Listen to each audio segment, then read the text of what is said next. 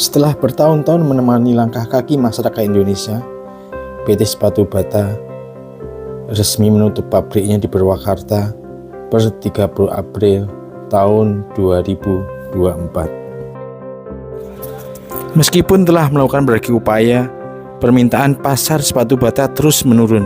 Ditambah dengan kondisi keuangan yang merugi, akhirnya Bata mengambil langkah penghentian operasi.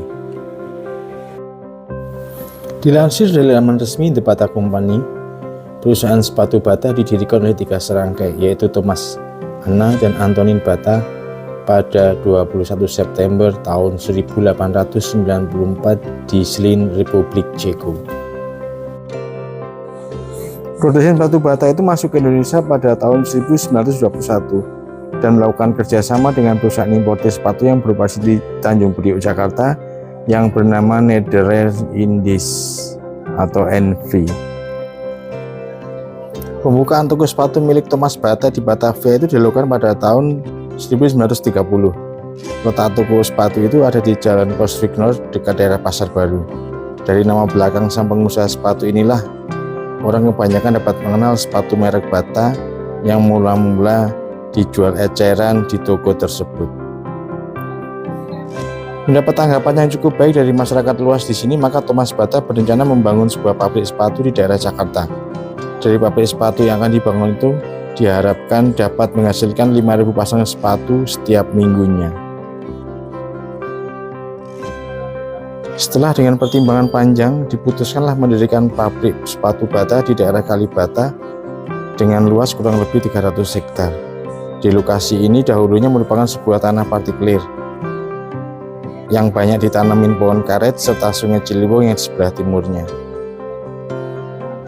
Sebelum tahun 1978, status Bata di Indonesia itu adalah perusahaan penanaman modal asing atau PMA, sehingga dilarang menjual langsung ke pasar. Bata menjual produknya itu melalui para penyalur khusus atau depot dengan sistem konsinyasi. Status para penyalur tersebut berubah pada 1 Januari tahun 1978 ketika izin dagang Bata dipindahkan kepada mereka dan PT Sepatu Bata menjadi perusahaan penanaman modal dalam negeri.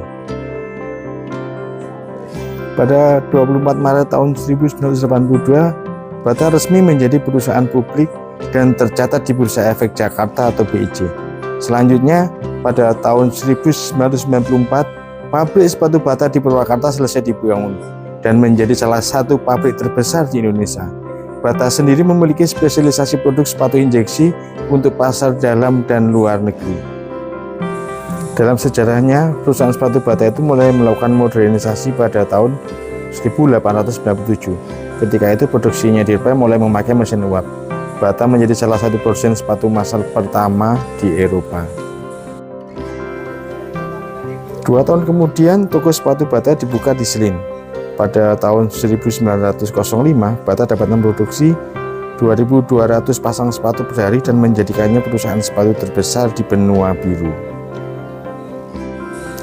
Produksi yang besar membuat karyawannya mencapai 600 orang pada tahun 1912. Inovasi terus berlanjut hingga membuat sepatu wanita siap pakai yang mulai diproduksi pada tahun 1919.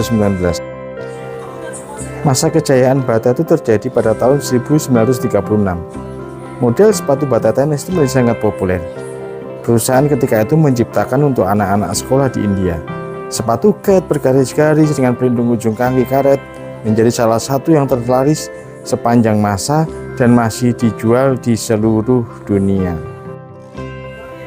Dari kesuksesan tersebut, perusahaan lalu memproduksi lebih dari 160.000 pasang setiap hari. Toko-tokonya kemudian hadir di 30 negara termasuk di Indonesia. Di Indonesia, kehadiran sepatu Bata itu menjadi bagian kehidupan sehari-hari bagi banyak orang. Dari kota-kota besar hingga pelosok desa, Anda dapat dengan mudah menemukan toko-toko Bata yang menyediakan berbagai macam pilihan sepatu untuk segala usia dan kebutuhan. Tak hanya dimiliki rakyat jelata, Presiden Soekarno pun tercatat menjadi pengguna sepatu Bata. Menurut kesaksian ajudannya Maui Sailan, dalam memoir yang berjudul Wakil Komandan Cakrabirawa tahun 2001, diketahui proklamator itu punya 3 dus sepatu Bata berisi 3 pasang sepatu untuk olahraga. Di Indonesia sendiri, Bata tercatat pernah memiliki 538 toko di seluruh Indonesia dan hadir di 42 kota di seluruh Indonesia.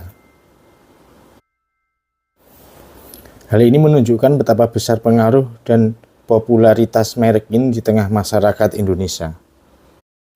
Meskipun mempertahankan nilai-nilai tradisionalnya, Bata juga terus berinovasi untuk tetap relevan di era modern. Mereka terus mengembangkan teknologi dan material baru untuk meningkatkan kenyamanan dan performa sepatu mereka serta berkolaborasi dengan desainer terbuka untuk menciptakan koleksi-koleksi yang fresh dan mengikuti tren terkini.